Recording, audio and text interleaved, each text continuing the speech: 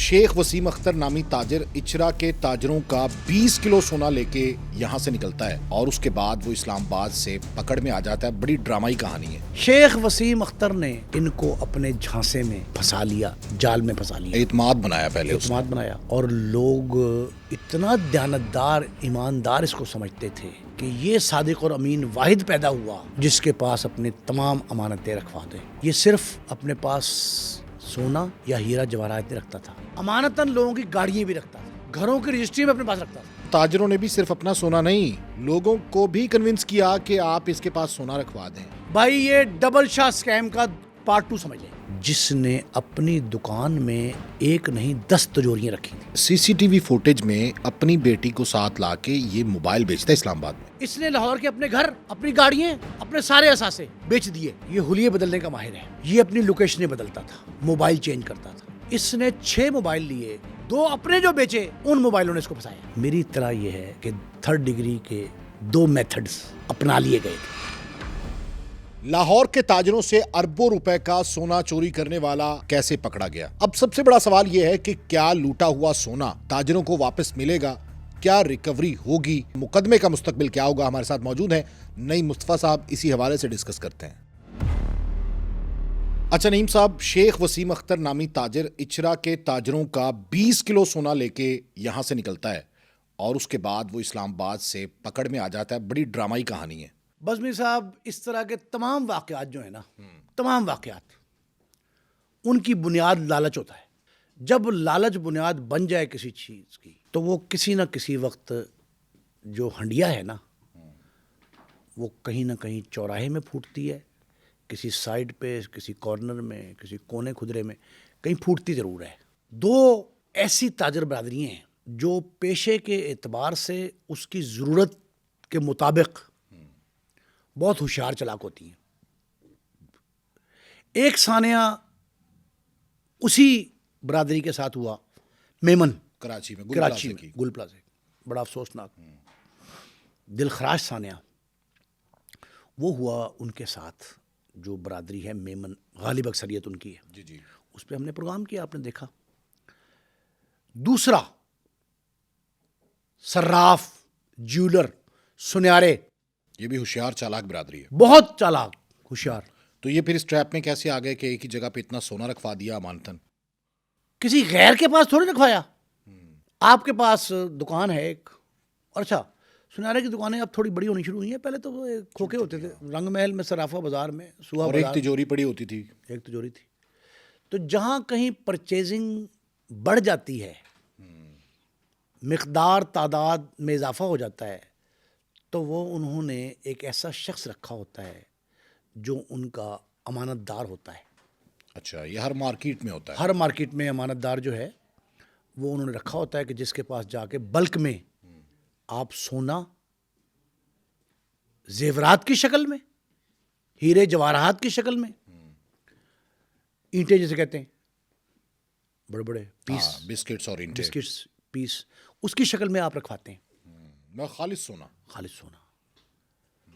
अब अजीब सी बात यह है कि लोग सुनारों में बेतहाशा एतराज़ात करते हैं। हमने प्रोग्राम किया सेठ आबिद का, उसमें हमने सोने की स्मगलिंग में बहुत डिटेल बताई थी एक फोरम पे, और ये कहा था कि सुनयारे के देने के दाम और लेने के दाम मुख्तलिफ होते हैं। अच्छा, इनके बाट भी मुख्तलिफ होते हैं? बाट भी मुख्तलिफ होते हैं, अच्छा, तराजू भी मुख्तलिफ होते हैं, कटौती इसीलिए ज्यादा, तौर तरीके भी मुख्तलिफ होते हैं। आप अपना सोना बहुत प्योर लेके जाएं बेचने के लिए, मोस्टली सराफों के पास, तो वो उसमें से 100 नक्स निकाल देंगे, फिर आखिर में कहेंगे कार्ड भी है। जब आप ले लेते हैं, अच्छा, उनमें एक और बात, एतराज़, काबिल एतराज़ बात इंतज़ामी तौर पे, वो ये है कि नहीं देखा जाता, जांचा जाता, परखा जाता कि ये अपना सोना बेच रहा है कि चोरी का लेके आया, किसी से फ्रॉड से लिया है। ये कोई मैकेनिज्म नहीं है। मैकेनिज्म नहीं। इसकी वजह से सर्राफ एक तरफ तो खुद अपने आप को लूटे जाने की दावत देता है, दूसरा वो पुलिस के हत्थे चढ़ जाता है, कानून नाफिज करने वाले इदारे उसको पकड़ लेते हैं, और जो बाअसर जोरावर हो वो तो छोड़ता ही नहीं फिर उनको। आप औने पौने दामों چوری کا کپڑا جس گز سے ناپا جاتا ہے وہ گز بھی چوری کے ہوتے ہیں. تو وہ چوری وہ 1.5 گز کا 1 گز ہوتا ہے چوری کا کپڑا ہے نا. تو وہ پھر یہ جو کام ہے اس میں کہیں نہ کہیں تو نقائص موجود ہیں, غفلت موجود ہے, لالچ کی بے پناہ جو ہے انوالومنٹ ہے اس میں. انہوں نے اچھرے کے بہت بڑی سرافہ مارکیٹ ہے, ایک تھوڑی ہے اچھرے میں, 3-4 مختلف آمنے سامنے اطراف میں. اور یہ تو پورا پلازا ہے. یہ جو شیخ وسیم اختر ہے, لاہور کا رہتوت, شہری لوریا پکا, تاجروں کا با اعتماد. اچھا, آپ با اعتماد شخص کے ہاتھوں ہی لٹتے ہیں. ہاں یہ تو ہے, ویسے جس پر اعتبار کرتے ہیں وہی دھوکہ دیتا ہے. وہ دھوکہ دیتا ہے. اور آپ اندھا اعتبار اعتقاد کرتے ہیں تو اور زیادہ نقصان دہ. شیخ وسیم اختر نے ان کو اپنے جھانسے میں پھنسا لیا, جال میں پھنسا لیا, اعتماد بنایا پہلے. اعتماد بنایا. اور لوگ اتنا دیانتدار ایماندار اس کو سمجھتے تھے کہ یہ صادق اور امین واحد پیدا ہوا جس کے پاس اپنی تمام امانتیں رکھوا دیں. ہاں, سالوں اس نے اپنی کریڈیبلٹی بنائی ہے. ایک اور بات جو پولیس کے ذریعے آپ تک نہ پہنچے, پبلک تک نہ پہنچے, یہ صرف اپنے پاس سونا یا ہیرا جواہرات نہیں رکھتا تھا, امانتاً لوگوں کی گاڑیاں بھی رکھتا تھا, گھروں کی رجسٹری میں اپنے پاس رکھتا تھا, گھروں کو تالا لگا کے. سنایار جو امیر لوگ تھے وہ اس پہ اتنا اعتماد, اندھا اعتقاد کرتے تھے کہ اس کو اپنے گھروں کو مقفل کر کے چابی اس کے حوالے کرتے. یہ ان کا با اعتماد امانت دار تھا جس نے اپنی دکان میں ایک نہیں 10 تجوریاں رکھی تھیں. ان تجوریوں میں ہوتا. اچھا, ہم نے ایک کہانی سنائی تھی آپ کے ناظرین کو, اور اس میں چودھری مسعود عزیز جو SSP تھے CIA کے, ان کا انٹرویو بھی شامل کیا تھا کہ جو ڈبل شاہ تھا اس نے لوگوں پہ اعتبار کیسے بنایا تھا. وہ ڈبل شاہ جو ایک ٹیچر تھا, عام معمولی ٹیچر, وزیر آباد کے اسکول کا, سرکاری اسکول کا, اس پہ دولت فدا تھی. وہ کہتا ہے میں کسی سے گھر مانگنے نہیں گیا کبھی. لوگ آتے تھے اس کے پاس اور بڑا رش کون ہوتا لوگ تھا. کون لوگ وہیں کے لوگ جو لالچی لوگ,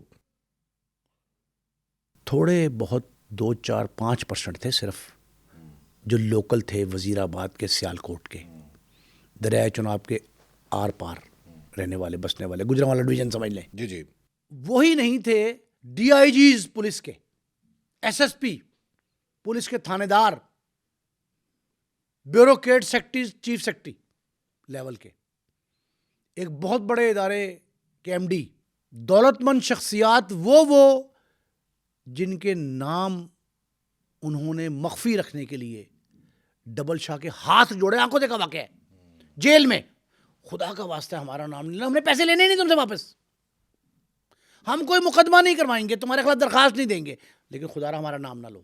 کیونکہ وہ بلیک منی تھی زیادہ. بلیک منی اپنی جگہ پہ, لالچ کا عنصر بہت تھا. اور یہ جو بڑے مناصب پر فائز تھے ان کے لیے ان کی کم مائیگی, کمزوری, غفلت, لالچ, یہ سب ظاہر ہو جاتا. تو دانش صاحب, مجھے یہ انٹرویو میں کہا, میں نے جیل میں انٹرویو کیا ان کا, ڈبل شاہ سید صبت الحسن شاہ المعروف ڈبل شاہ, اس نے مجھے انٹرویو میں کہا تھا کہ لوگ مجھے مزید پیسے آفر کرتے رہے محض اپنا نام چھپانے کی خاطر.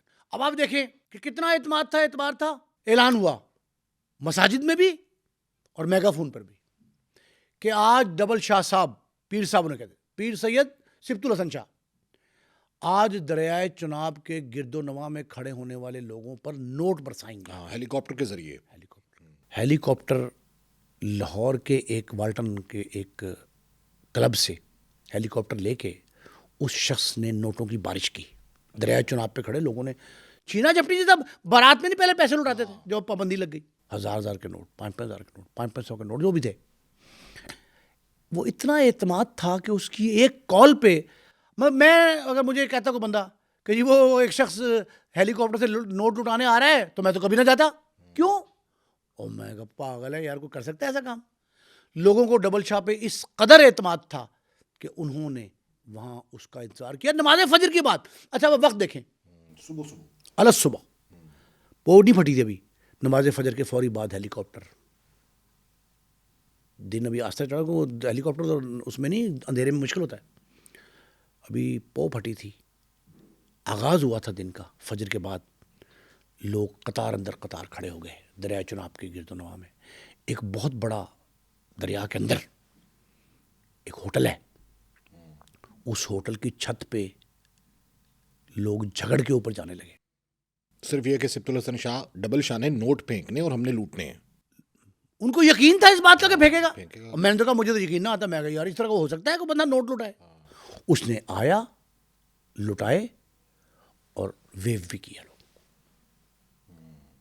اور لالچ کی وجہ سے لوگ پھنستے چلے گئے, لوگ اور یہاں پر بھی یہی ہوا. یہی ہوا, جنہوں نے نوٹ لوٹے ان کے ذہن میں یہ لالچ آ گیا کہ یار یہ لوٹ کے, اچھا وہ لوٹ کے بھی لوگ وہی جمع کرانے آئے جو نوٹ اس نے پھینکے تھے ڈبل شاہ کے بقول, کہ میں نے جو لٹائے وہی لوگ میرے پاس دوبارہ جمع کرانے آ کہ گئے. ڈبل ہو جائیں گے. یعنی ایک بار لوٹے, دوبارہ ڈبل کروائے, پھر جو ڈبل ہو گئے اسی کو ری انویسٹ کر دیا. آپ یہ دیکھیں بینکنگ کا پورا پیرالل سسٹم ہے. بینک تو یہی profit کام دے دیتا. شیخ وسیم اختر نے کیا. کہ اس نے پہلے اعتماد بنایا کہ لوگ اس کی بات پہ یقین کریں. فراڈ کا عنصر اس وقت تک بند نہیں ہو سکتا جب تک ہم جیسے لالچی لوگ موجود ہیں. لالچ دھوکہ دہی کو پروموٹ کرتا ہے. ہوا کیا گیا, وسیم اختر کے پاس جس کا سونا تھا, آپ کو پتا ہے کہ موسٹلی تاجروں کے پاس رسید نہیں نکلی, اس کی ریسیونگ نہیں نکلی. بس ایسے ہی پکڑاتے تھے اور بس 10 مقدمات درج ہوئے تھانہ اچھڑا میں, مختلف مدعی ہیں, ہر ایک کی الگ الگ درخواست. اس درخواست پہ مقدمہ درج ہوا امانت میں خیانت 406 کا, 379 380 کا, چوری کا, بگلنگ. اب اس میں میں بحث کروں گا, آپ سے بتاتا ہوں آپ کو کہ مستقبل کیا ہے اس مقدمے کا. لیکن اس سے پہلے سمجھیں, اس شخص نے لاہور میں 2 گھر خریدے. شیخ وسیم اختر نے 6 گاڑیاں خریدی. 6 میں سے 4 اس کی اپنی نام پہ خریدی گئی, 2 امانتاً کسی نے توفتاً دے دے, توفتاً سمجھ لیں امانتاً اس کو دی. اس نے تاجروں کو اپنا جال پھیلایا. یہ بھی ایک میگا فراڈ ہے, میگا فراڈ. اور میگا فراڈ پہ کچھ نہ کچھ ایکشن ماورائے قانون بھی ہوتا ہے, لیکن نہیں ہوا. اس کی وجہ بتاتا ہوں. قانون کے اندر اس چوری امانت میں خیانت کی کوئی مستند حیثیت نہیں. 5 7 10 دن کا ریمانڈ ہوگا, جوڈیشل ہو جائے گا, اور قابل ضمانت جرم دونوں. 406 میں تو ضمانت میں کافی ٹائم لگ جاتا ہے. ویسے جتنا مرضی ٹائم لگے, آپ اس کو ماورائے قانون ڈیل کریں گے تو ریکوری ممکن ہے. میں انجام کی بات آپ کو آغاز میں بتا رہا ہوں. ریکوری تو بالکل صحیح کہہ رہے ہیں.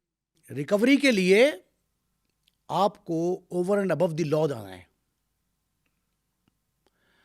اب یہاں آپ ماورائے عدالت بھی نہیں کر سکتے. اور ریمانڈ اس کا شروع ہو گیا کیونکہ منظر عام پہ آ گیا کہ اس کی گرفتاری ہو گئی ہے. ورنہ تو پولیس یہ کرتی ہے کہ پہلے گرفتاری کرتی ہے, گرفتاری ڈالتی نہیں ہے تاکہ اس کو 5 6 دن بھائی مل جائیں. یہی کوشش تو تھی. ہاں, یہی کوشش تھی. وہ ہماری ایک بے وقوفانہ حرکت کی وجہ سے وہ پلان ناکام ہو گیا. اب میں بتاتا ہوں کیا ہوا. اچھرا کے ڈی ایس پی کی سربراہی میں انچارج انویسٹیگیشن اور 8-10 پولیس والے 1 ہفتے سے زائد دھرنا دیے بیٹھے رہے پنڈی اسلام آباد میں. دھرنا کہہ رہا ہوں. انہوں نے خم ٹھوک کر یہ کوشش کی کہ قابو آ جائے. یہ اپنی لوکیشنیں بدلتا تھا, موبائل چینج کرتا تھا. اچھا بیٹی اس کے ساتھ تھی, کہتے ہی ہیں بیٹی کے ہاتھوں مجبور تھا, کسی شخص پہ اعتماد نہیں کرتا تھا. اپنے گھر اگر ایک کال کی ہے خیریت بتائی ہے, بیٹی نے بتائی ہے, بیٹی بتاتی زیادہ, جس موبائل سے, وہ موبائل بھی پنڈی سے خریدا گیا تھا. تو اس نے ایک کال اپنے گھر والوں کو کی, اپنی بیوی کو, بچوں کو کی, تو 10 کالیں اس کے مقابلے میں اپنے چوکیدار کو کرتا. یہ چوکیدار کو کیوں کالز کرتا تھا؟ چوکیدار جاتا تھا سودا سلف لینے کے لیے جہاں یہ ٹھہرا ہوا تھا نا. یہ زیادہ اس نے اسلام آباد کے F11 میں سے تو قابو آیا نا, اس کے باہر سے. اس نے F11 کو اپنا مسکن بنایا تھا. لیکن پنڈی اور اسلام آباد کی 10-11 مختلف کوٹھیوں میں کرائے پہ لے کے اس نے یہ روپوشی کا وقت گزارا. کبھی اس جگہ کبھی اس جگہ, کبھی E11 تو کبھی کہیں. مرکز کی اس کی لوکیشن آتی تھی G8 کی, G10 کی. فرض کریں پولیس وہاں پہنچتی تھی,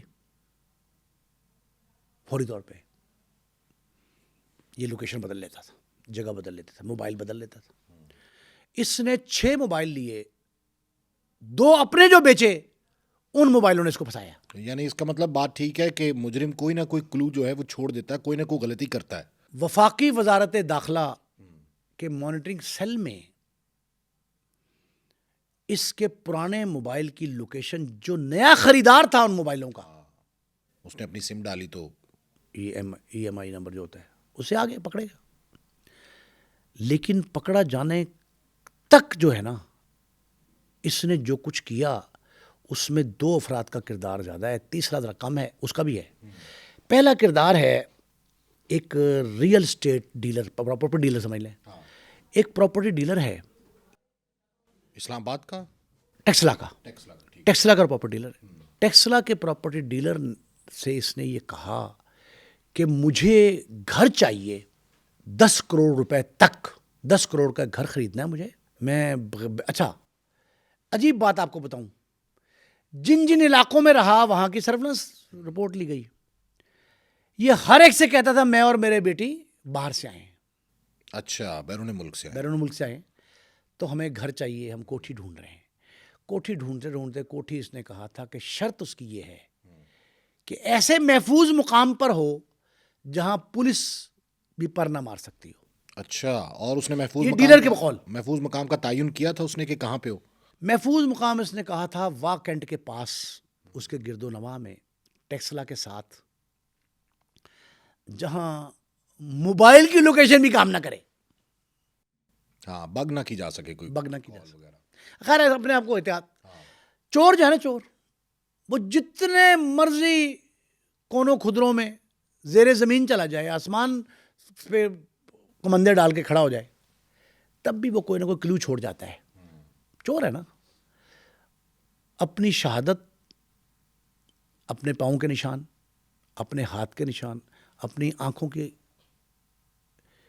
ایسی دیکھیں طریقے آ گئے تفتیش کے کہ آپ کو پکڑنا بہت آسان ہو گیا ہے. اور اسپیشلی یہ الیکٹرانک جو گیجٹس ہیں ان کی وجہ سے تو بہت زیادہ آسان ہو گیا. ایسے گیجٹس ہیں. اب کہتے ہیں کہ ان سے سب سے بڑی غلطی ہوئی کہ CCTV فوٹیج میں اپنی بیٹی کو ساتھ لا کے یہ موبائل بیچتا ہے اسلام آباد میں. اب بیچے کیوں اس نے؟ اچھا اب دیکھیں یہی شاطر ہے نا, اس نے بیوقوفی. اچھا اب میں لاہور میں ایک اور بات بتاؤں. اس نے لاہور کے اپنے گھر, اپنی گاڑیاں, اپنے سارے اثاثے بیچ دیے.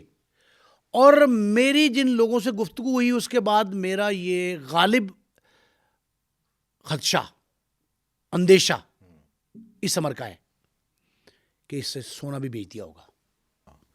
تو اس کی بیوی بچیوں نے جو پہنا ہوگا وہی ہوگا, لیکن باقی میرا خیال ہے وہ بھی بیچ چکا ہوگا. نہیں, اتنی بڑی مارکیٹ میں اتنا بڑا اللیگل کاروبار تو نہیں ہو سکتا کہ 20 کلو سونا بھی کوئی چوری کا لے کے لیتے ہیں. پاکستان کے ہر خطے میں مشہور ہوا, پاکستان کہہ رہا ہوں پورے ملک میں, قومی سطح پہ یہ مشہور ہوا کہ ایک گینگ ہے چوروں کا, اسے کہتے ہیں نقب زن. نقب زنوں کا ایک گینگ ہے, ہیڈڈ بائی اے پرسن جو اپنے آپ کو ڈاکٹر ظاہر کرتا ہے. ایک یہ میں آپ کو 80s کی بات بتا رہا ہوں. پھر 90s میں مشہور ہوا کہ ایک بنگالی ڈکیت گینگ ہے جو ڈکیت, وہ نقب زن تھا, چور تھا. یہ دوسرا گینگ وہ ڈاکٹر کا چور تھا. وہ سرائکی تھے, 2 5-4 سندھی تھے, مل کے انہوں نے گینگ بنایا تھا. راج گڑھ میں, تھانہ مزنگ کا علاقہ تھا راج گڑھ, اب اسلام پورہ اور ساندہ مل گئے. راج گڑھ کے رہائشی تھے, کرائے پہ گھر رہ کے ایک بسکٹ فیکٹری کے اوپر رہتے تھے. وہ تھے ڈاکٹر بن کے, اسٹیتھوسکوپ ڈال کے, ہاتھ میں کتابیں, خود دیکھا میں نے واقعہ, ہاتھ میں کتابیں میڈیکل کی پکڑ کے جاتے تھے. اور اکثر کنگ ایڈورڈ میڈیکل کالج اور علامہ اقبال میڈیکل کالج وہاں پھرتے دکھائی دیتے تھے to show them as a doctor. دوسرا 90s میں بنگالی ڈکیت گینگ آیا جو ظالم تھے, کروئل قسم کے, ڈکیتی بھی کرتے تھے اور مارتے, تشدد کرتے تھے, والدین کی آنکھوں کے سامنے بچوں سے بد اخلاقی کرتے تھے. ان دونوں نے جتنے زیورات لوٹے, عالمگیر شہرت تھی ان کی پاکستان کے ہر جگہ پہ, وہ جانتے تھے ایک دوسرے کو.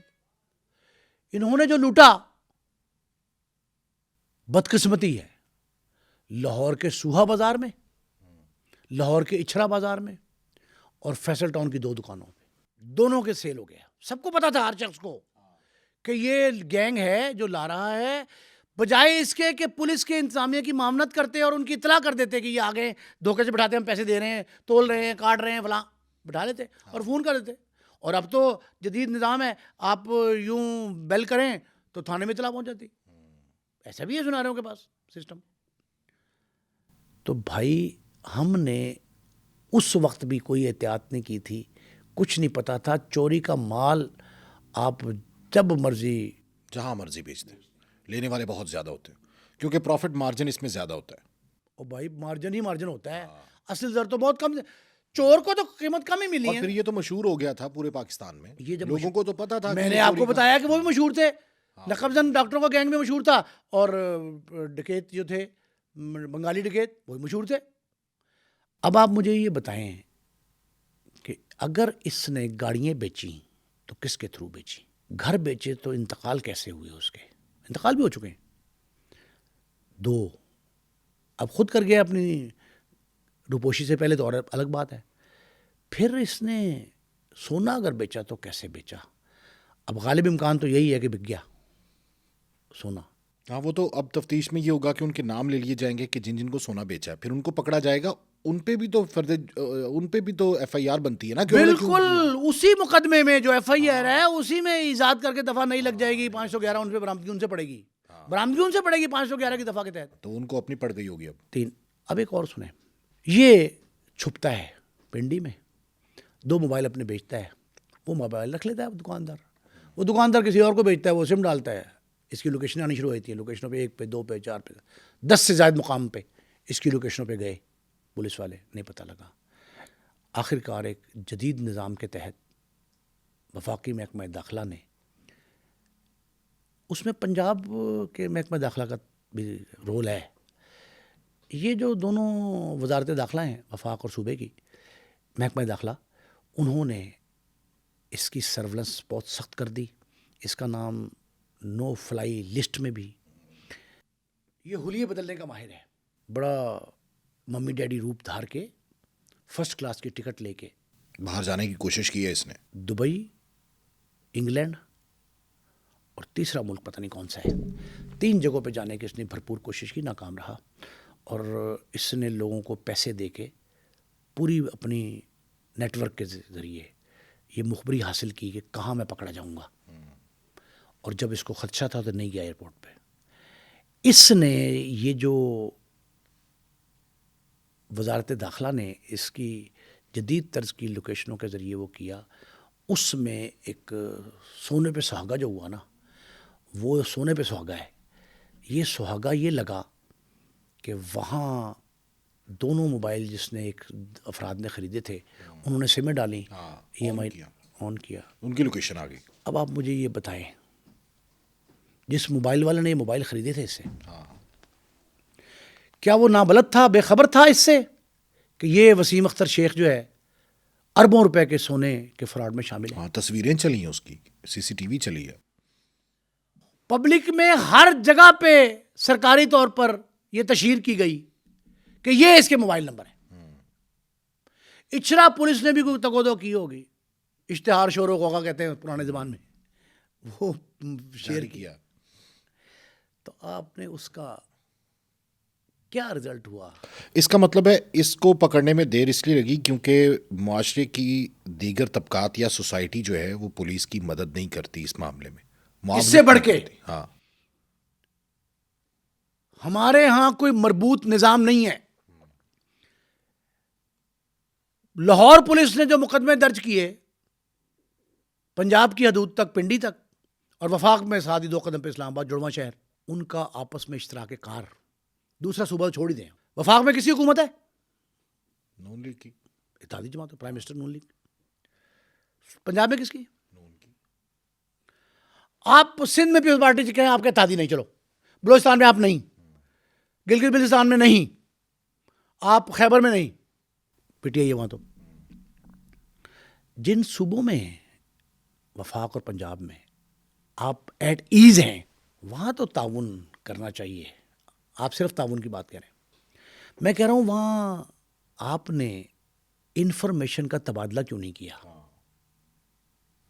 एक बंदा हमारे मुंह पे ये कालक मल दी गई इतने जदीद दौर में, आपने कहा गैजेट्स बड़े जदीद आ गए, मॉडर्न टेक्निक्स आ गई, उनके बावजूद एक बंदा इतना अरसा छुपा रहा पिंडी इस्लामाबाद जैसे शहरों में, और वेट जो करते हैं महफूज तरीन समझे जाते हैं। इसका मतलब अगर वो नंबर ऑन ना करता या मोबाइल फरोख्त ना करता, फेंक देता, तो अगर ये वो तो पानी में डालता, हाँ, सिर्फ ये तो शायद पकड़ा दरिया ही में नहीं। बहा देता, हाँ। नाले में फेंक देता। अच्छा, ये मोबाइल फेंक देता तो पकड़ा ना जाता फिर? ओ भाई, ये अगर पानी में डालता है अपने घर के जो है ना टब में ही, तब भी खत्म हो जाता। नहर में फेंक देता, दरिया में बहा देता, पानी में फेंक देता, कुछ करता, नाले में डालता। लेकिन चूंकि खुदा की कुदरत भी तो है ना, ये कुदरती गिरफ्त में आया है, अल्लाह की पकड़ में आ गया। पकड़ में आया, किसी की बदुआ लगी है इसे। बदुआ तो जाहिर है, वो लोग झोलियां फैला के बदुआएं कर रहे हैं जिनके घर सारा असासे लुट गए। वो कहते हैं कोई ऐसी मजबूर बेवा थी जिसने अपना सोना और अपनी चीजें वहां पे रखवाई थी। वो कहती मेरी तो जिंदगी की जमा पूंजी अब ये आप थी। मुझे एक बात तो बताएं छोटी सी, अगर लालच ना हो तो हजारों बैंक्स, सिक्योरिटी इदारे, मुदारबा कंपनीज, उनके लॉकर्स मौजूद हैं। हमें क्या लालच है कि हम शेख वसीम अख्तर जैसे फराडी के पास जाके जमा कराते हैं? और ताजरों ने भी सिर्फ अपना सोना नहीं, लोगों को भी कन्विंस किया कि आप इसके पास सोना रखवा दें। भाई ये डबल शाह स्कैम का पार्ट 2 समझ लें। हाँ, और पुलिस अगर प्रॉपर इसकी इन्वेस्टिगेशन करे तो बड़ी परतें आज खुलेंगी। ताजिर आपको नहीं बताएगा। वो जिस तरह गुर नहीं बताते ना, सोना खरीदने और बेचने के मुख्तलिफ गुर अब हैं। मुझे बताएं नईम साहब, मैं आपके पास 2 किलो सोना लिखवाता हूँ और मैं रसीद ना लूं, कैसे नींद आ सकती है मुझे? कोई रिसीविंग भी नहीं है। ओ भाई, बैंक में लॉकर में रखवाने के बाद जेवरात, चाबी को 100 मरतबा यूं यूं करके चेक करते हैं लोग। बैंक की रिसीविंग जो है लॉकर में भी अपना है, उसकी फीस भी जमा तो करा स्टेट दिया। बैंक की गारंटी है, हालांकि फिर भी उसको मतलब देखता है। मुताद। हाँ, मुहतात होता है। लेकिन अब आप सुन लें एक जुमला और लालच के तनाजुर में, उसी के, इजी कम इजी गो। नहीं, मुझे तो ये लगता है कि ताजरों के पास जो मतलूबा मिकदार है उतना सोना वापस नहीं आएगा जितना गया था। और भाई, मैं सर्राफ जैसे ताजिर को बेवकूफ़ नहीं समझ सकता। वहम गुमान में ख्याल में नहीं आती ये बात कि सर्राफ भी बेवकूफ़ हो सकता है, कि उनका अपना सोना हो या वो सर्राफ नहीं हो सकता या बेवकूफ़ नहीं हो सकता। अब जिनके पास रिसीविंग नहीं है, कानून के मुताबिक तो वो उनको वापस करने के मजाज नहीं है। डबल शाह से एक जुमला सुन ले, डबल शाह का। इंटरव्यू में मैंने उससे पूछा कि यार एक 200 कितने 67 267 थी, अपनी एग्जैक्ट याद नहीं है, उस वक्त तक नैब के पास इतनी दरखास्तें आ गई हैं आपके ख़िलाफ़, दावेदार हैं लोग को उन्होंने आपको पैसे दिए थे। वो कहता है 30% सही हैं, बाकी मैं और आप ही हैं सारे। मैंने कहा क्या मतलब? कहता है बाकी ऐसे फरलू ही हैं, मेरे खिलाफ जेन्युइन जिन्होंने पैसे दिए हैं, जिनका रिकॉर्ड मेरे पास है। मैंने कहा आप रसीद देते थे? वो कहता है ऐसे मेरा मुंशी जो है, छोटी सी पर्ची है, वो लोग कहते दे दे भाई, नहीं नहीं नहीं चाहिए, नहीं हमें रसीद, आप रहने वो रसीद देना चाहते थे, लोग नहीं लेते थे। बस ये देना चाहता था अगर शेख वसीम अख्तर, लोग नहीं लेना चाहते थे। वो कहते हैं एक जुमला सुन लें, एक और, एक सर्राफ के मुलाजिम ने भी बताई बात कि हमारे बॉस ने वसीम अख्तर को कहा, और तुसी माई बाप हो, तुहाडे को रसीद लेनी है। ये जुमला एग्जैक्ट बता रहा हूं आपको। एक मुलाजिम ने ये कहा, तुसी माई बाप हो, तुहाडे को रसीद लेनी है। अब आप मुझे ये बताएं, इस अंधे एतमाद एतकाद के पीछे लालच ही है कि इजी कम इजी गो, वो चला गया। लेकिन मसला ये है कि अब भी हम सब कुछ लुटा के होश में नहीं आ रहे। एक वसीम अख्तर नहीं है, हर सराफा मार्केट में 1-2 मिल जाएंगे आपको वसीम अख्तर। हाँ, बिल्कुल ऐसे। हम फिर यही काम करेंगे, और वसीम अख्तर अगर आके यहां बैठ जाए दोबारा, तो फिर हम उसके पास जाएंगे। हम वो मोमिन हैं जो एक बिल से बारहा ढसा जाता है, एक सुराख से बार बार डसे जाते हैं, बारहा ढसा जाते हैं हम, बिल्कुल ऐसे। अच्छा, ये अब एक और सुन लें। हाँ, वो उसी तनाजुर में आ गई बात। کراچی کے گل پلازا میں جو آگ لگی اس سے کچھ عرصہ پہلے اس سے متصل بالکل ساتھ ایڈجسنٹ پلازے میں آگ لگی تھی. ہم نے سبق نہیں سیکھا.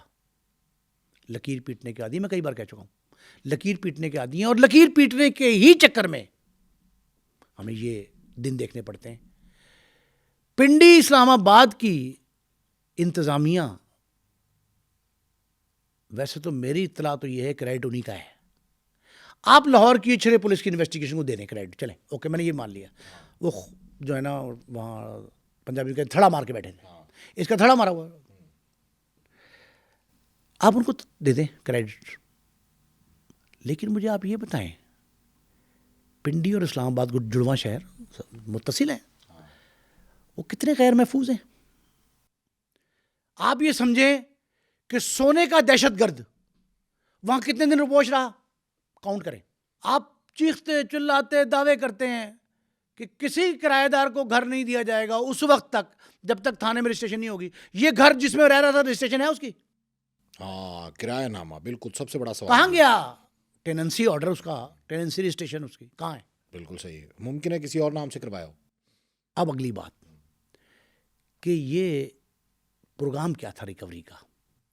پولیس چاہتی تھی, لاہور پولیس, اب پکڑ کے جس نے دیا اس کا علیحدہ آپ چھوڑ. یہ اس نے بندوق بھی تانی تھی, اس نے خودکشی کی دھمکی بھی دی تھی. پولیس یہ بھی کہتی ہے بندوق تانی تھی. لیکن یہ روایتی حربے ہوتے ہیں پولیس کے کہ ہم نے بڑی محنت کی ہے, جاں فشانی سے لڑے ہیں, پولیس مقابلے سے خوف کے باوجود ہم نے پکڑ لیا. یہ سب باتیں, اس کو میں نہیں مانتا. ایک بات آپ سمجھیں, جب یہ پکڑ لیا کسی نے بھی, اس کو کسی طریقے سے پکڑ لیا, وزارت داخلہ وفاق کی صوبے کی کون انوالو ہوا چھوڑ دیں. اچھا سر, اس نے بندوق تانی, آپ کہتے ہیں پولیس کے حربے ہوتے ہیں, لیکن پولیس کو کریڈٹ تو دینے کہ اس نے گرفتار بھائی میں نے کیا کہا جس نے کیا, میں نے سب پتہ ہے. ہاں آپ میں نے کریڈٹ آپ کے لاہور کی اچھرے انویسٹیگیشن کو دے دیا, ہاں, D S D S P P اچھا ان کو دے دیا. پولیس چاہتی کیا تھی؟ کریڈٹ دے دیا. چاہتی پولیس یہ تھی کہ متاثرین کو, اچھی بات جو ہے متاثرین کو میکسیمم ریکوری مل جائے, وہ یہ چاہتے تھے. اوکے, بالکل ایسے. ایک. دوسرا, اس کے لیے انہوں نے کرنا کیا تھا, موڈس اپرینڈائی. طریقہ کیا ہوگا؟ طریقہ کار روایتی جو ہوتا ہے کہ اس کو سائڈ پہ رکھا جاتا ہے. اسے جملہ پرائیویٹ نہیں ہوتا, کہتے سائڈ پہ رکھو. سائڈ پہ رکھنے کا مطلب کیا ہے؟ ہاں, تشدد, تھرڈ ڈگری میتھڈ. بڑا مشکل ہے ایسے اگلوانا بھائی, کیونکہ اسے پتا 24 گھنٹے کے اندر پیش کرنا پڑے گا. گرفتاری ڈالی تو اس کے بعد سجے کبھی ریمانڈ, رکھتے, سجے کبھی رکھو, سجے کبھی رکھ کے اسے اگلوا لیتے. ایک پولیس افسر, خدا ان کا بھلا کرے, بہت اچھے محکمے میں, گندوں کے بروں کے محکمے میں اچھے لوگ بھی ہوتے ہیں نا. ایک اچھا بندہ تھا, اس کی رسائی تھی, انٹرویو کے لیے گیا تھا وزیر اعلیٰ ہاؤس تک. وہ انٹرویو میں اس نے کہا جی کہ میم آپ کو بہت مبارک ہو, وزیر اعلیٰ صاحبہ کو, میم آپ کو مبارک ہو. کس چیز کی؟ وہ بڑا اسکیم تھا اچھرے کا, صراف کا, اربوں روپے کا. وہ قابو آ گیا. کہاں؟ وزیر اعلیٰ صاحبہ کہتی ہیں جو بات چل رہی ہے سوشل میڈیا پہ, کہاں؟ پنڈی میں. آپ کو نہیں پتا؟ کہا پنڈی, اچھا پنڈی میں پوچھتی ہوں میں. اور وہ سوشل میڈیا پہ ڈال دیا انہوں نے مبارکباد ڈال دی کریڈٹ لینے کے لیے, شیئر کیا. کیا؟ Lahore police. Thanks Almighty God, خدا کا شکر ہے کہ ایک بہت بڑا تاجروں سے فراڈ کرنے والا فراڈیا قابو آ گیا. پنڈی پولیس کو کریڈٹ دے دیا. وہ کریڈٹ جانا تھا کہ وہ جو منصوبہ بندی سجے کبے رکھ کے گرفتاری ڈالنی پڑ گئی پھر. اچھا, اس میں بھی یہ آ رہا ہے, سوشل میڈیا پہ بھی چل رہا ہے کہ مریم نواز صاحبہ کے سوشل میڈیا پر پوسٹ کرنے کے بعد پولیس جو ہے وہ کافی نالا ہوئی اس بات پہ, اور بڑا برا لگا انہیں. نالا نہیں ہوئی, سیخ پا ہوئی. وہ سیخ پا ہونے کا بیڑا گرک ہو گیا ہمارے, ہمیں ریکوری نہیں ہوگی. اب ریکوری کے دو حصے ہیں. ایک تو ریکوری ہے جو متاثرین کو ملنی ہے, ایک ریکوری پولیس کو ملنی ہے نا. دو پارٹیوں کی صلح ہوگی تھانے میں, تو تھانے میں صلح ہوئی, تو انہوں نے کہا جناب یہ تحریر ہم نے لکھ دی ہے, ہمیں فارغ کریں, ہم گھر جائیں. کیوں؟ انہوں نے کہا ہماری صلح ہوگی. انہوں نے کہا تمہاری صلح ہوئی نا, پولیس سے صلح دو, پولیس سے صلح تمہارا ابا کرے گا. تو بھائی وہ جو ریکوری پولیس کی تھی وہ بھی رہ گئی, دونوں صورتوں میں رہ گئی. اب گرفتاری ڈال کے چند دن کا ریمانڈ ہوگا. 406 پولیس بھی بائی بک چلے گی نا, ٹھیک ہے, اکارڈنگ ٹو دی بک ناممکن ہے. دیکھیں یہ وہ گھی ہے, سونے کا جو فراڈ ہے, یہ وہ گھی ہے جو سیدھی انگلیوں سے نکالا نہیں جا سکتا.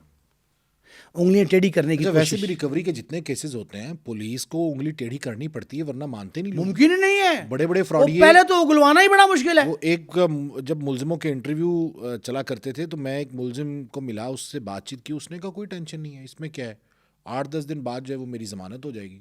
بھائی پولیس کی ایک ضمنی,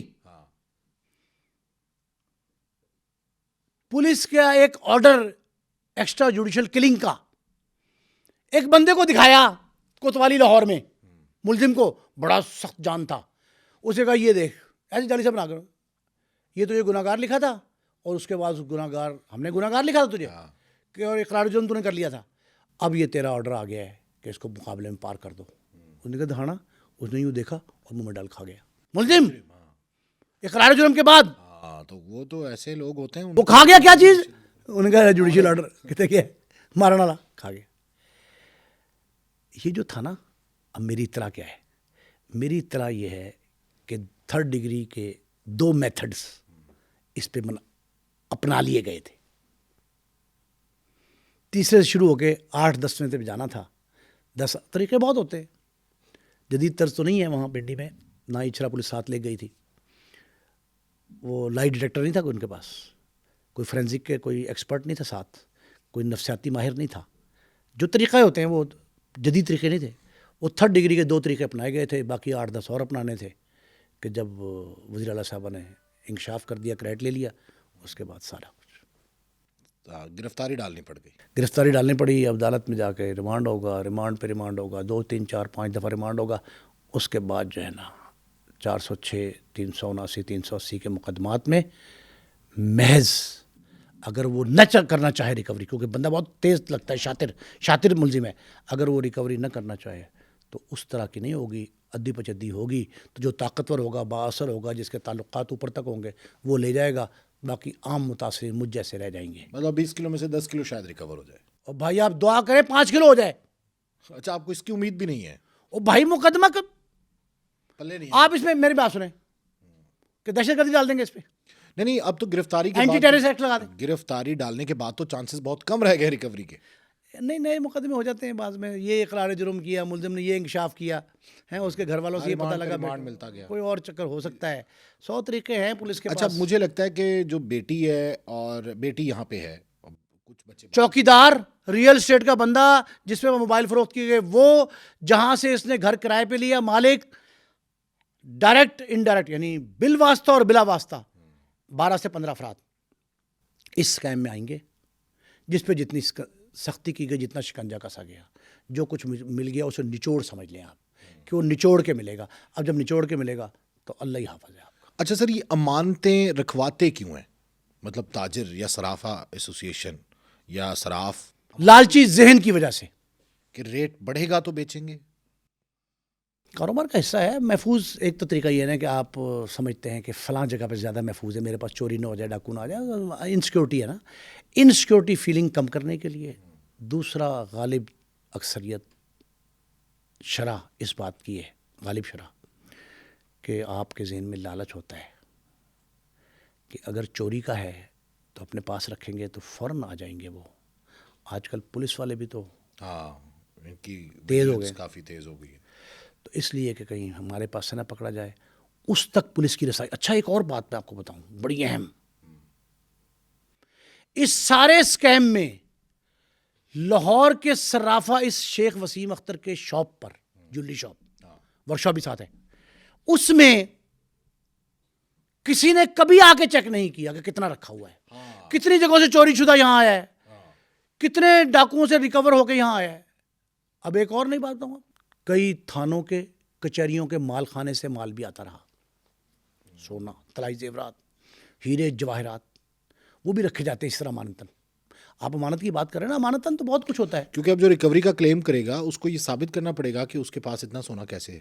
خرید و فروخت دونوں پہ رسید ہے, کمپیوٹر میں ریکارڈ ضروری ہے, مینول ریکارڈ بھی ہے. آپ کو پتہ ہے یہ بھی ہے قانون میں کہ مینول ریکارڈ بھی رکھیں اس کا. لیکن جن جیولری شاپ میں آگ لگتی رہی ان کا بس ریکارڈ ہی جلتا رہا, سونا نہیں جلا. تو اس نے کہتے بڑی حفاظت میں رکھا ہوا تھا سونا, اور بڑی تجوریاں تھیں اس کی دکان میں, اور پولیس سے اس کی دکان کا شٹر نہیں کھولا گیا تھا. بہت کچھ تھا، میگنیٹ لگاتا تھا، تالے دو طرف ہوتے ہیں باہر، اس کا تالا آٹومیٹک تھا زیر زمین، بہت کچھ نے سیکورٹی انتظام پورا کیا تھا، اسی وجہ سے لوگ رکھواتے تھے نا، لوگ سونا اس کے بعد رکھتے تھے تو سیکورٹی انتظام بڑا اچھا ہے.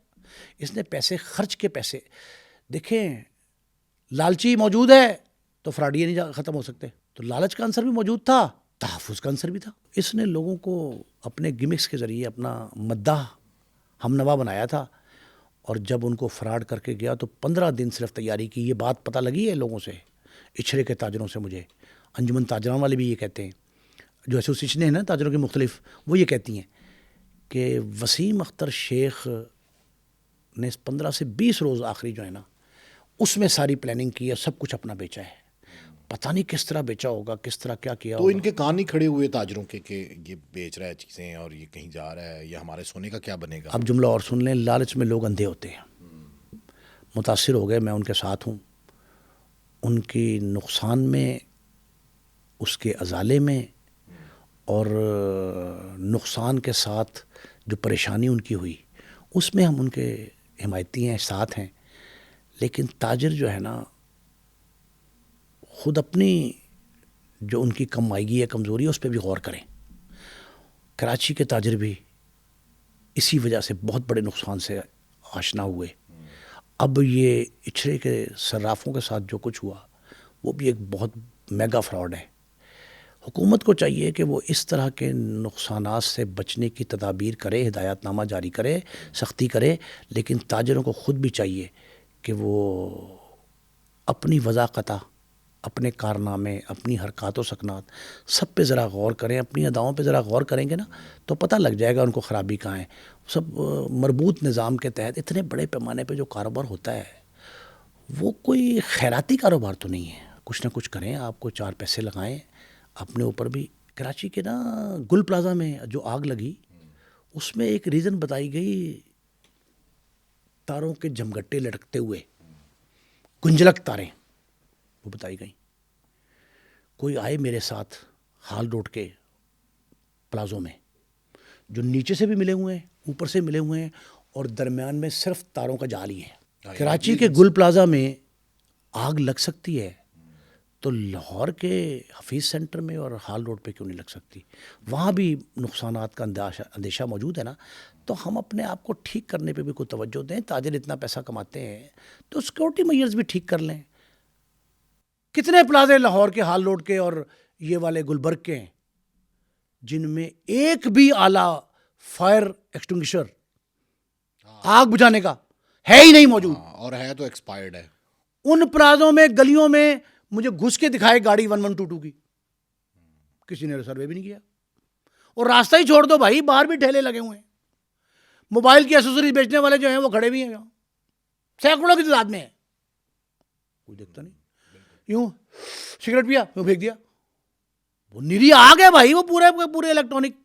مال روڈ سے انٹر ہو کے زگ زیگ کر کے میں آخر ہال روڈ جو سرکولر روڈ پہ ملتا ہے، میکلور روڈ پہ ملتا ہے، جو میں وہاں تک پہنچ گیا اندر سے ہی. میں نے کہا بھائی یہ راستہ کیا ہے؟ وہ انجمن تاجران کے لیڈر میرے ساتھ تھے، کہتے بس سر یہ ہم نے ملایا. میں نے کہا آپس میں کہتا ہم نے سارے پلازے مربوط کر دیا آپس.